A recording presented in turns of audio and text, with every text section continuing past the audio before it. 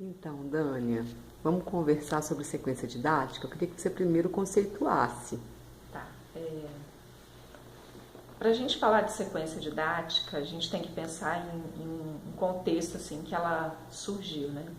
Na verdade, quando a discussão toda sobre gêneros textuais ela emerge, né, e começa a ser discutido, dois autores franceses chamados Dolce e Chinaldi começam a trabalhar. Então, a ideia é sempre a partir de um texto, né? Esse texto ele é sempre o disparador de toda uma sequência de atividades, desenvolver conhecimentos a partir daí.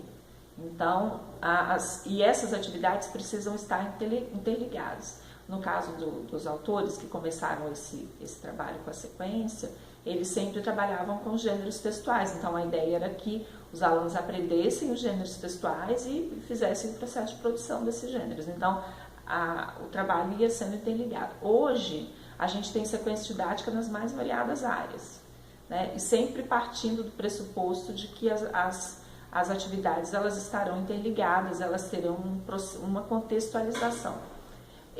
Na alfabetização hoje, trabalhando na alfabetização, a gente faz sempre pensando nos textos, no diálogo com a criança com os textos, e a partir desse diálogo desenvolver aspectos discursivos, que é a leitura, a produção de textos, e os aspectos linguísticos a partir desses textos que são disparados nas sequências didáticas.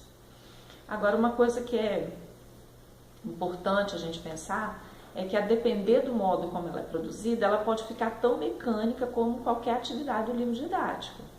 Então, depende também do modo como ela é produzida. Ela seria, como a gente está na universidade, a gente precisa produzir metodologia com os alunos, então a gente está em sala, com os alunos, em formação inicial, a gente acaba ficando um pouco distante da escola, mas seria interessante que a sequência surgisse a partir de demandas que os próprios alunos vão colocando, de questões que surjam deles, porque aí a partir daí há interesses de escrita, interesses de estudos, né?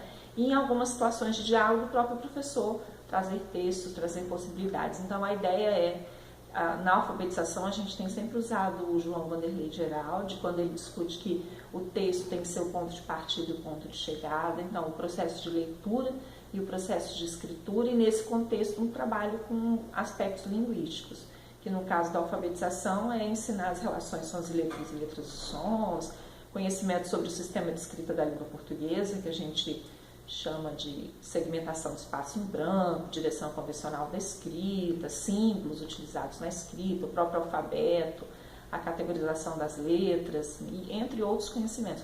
Aí a gente desenvolve isso dentro de um contexto, e aí a gente sai daqueles modos de alfabetizar com textos falsos, artificiais, com frases que tratam a criança como um não sujeito, né? O bebê baba, Ivo viu a uva. Então a gente já parte para textos que são textos que circulam na sociedade, que são lidos pelas pessoas, e a partir daí dialogar com as crianças e desenvolver o processo de alfabetização.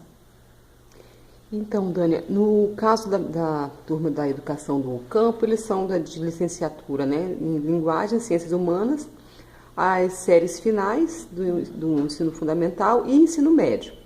E eles estão fazendo um trabalho partindo de documentário. É uma possibilidade também pensar a sequência didática iniciando não de um texto escrito, mas de um texto audiovisual? Também é uma possibilidade, né? Porque a gente tem uma concepção de texto mais ampla, a gente entende que o texto são os textos orais e escritos, não só os escritos, né? Então, os orais e mesmo os textos que têm as duas possibilidades, tem a escrita e tem a oralidade, né? Que são textos híbridos que a gente chama, que tem o hibridismo ali, tem imagem, tem escrita, tem oralidade, tudo presente. Então, também é uma possibilidade. Eu tenho desenvolvido com os textos escritos por conta dessa facilidade, mas há outras possibilidades. E tenho dito para meus alunos que é possível, com vídeos, com outros materiais, desenvolver também. E mesmo dentro, usando um escrito, no contexto da sequência, usar o vídeo, né, ampliar as linguagens, né, acessar outros enunciados que estão em outros espaços. Então tá, vamos finalizar para você dando um recado para a turma da educação do campo, você que tem tanta experiência na área da didática, eu queria que você falasse um conselho para eles, né, na formação de professores, né? Então, hoje, uma coisa que eu entendo como fundamental no processo de formação é um investimento que a gente precisa fazer no processo de compreensão, de estudo. Então, o estudante precisa estar aberto, precisa estar sensível a investir na leitura, no desenvolvimento de seus estudos. Assim, é uma coisa que eu tenho sentido muito, assim, quando eu percebo um aluno que desenvolve os processos de leitura, de diálogo com os textos que circulam no ambiente acadêmico, a gente vê o desenvolvimento dele e a compreensão dele em relação àquilo que a gente quer trabalhar muito mais ampla, muito mais aprofundada.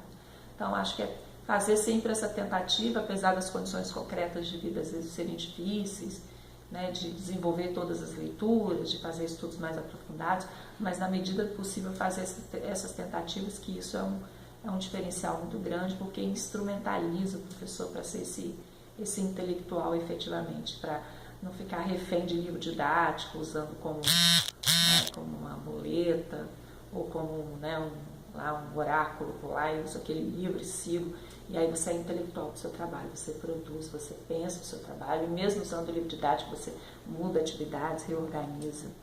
Acho que esse investimento na formação pessoal, aproveitando o espaço da universidade, é fundamental. Obrigada.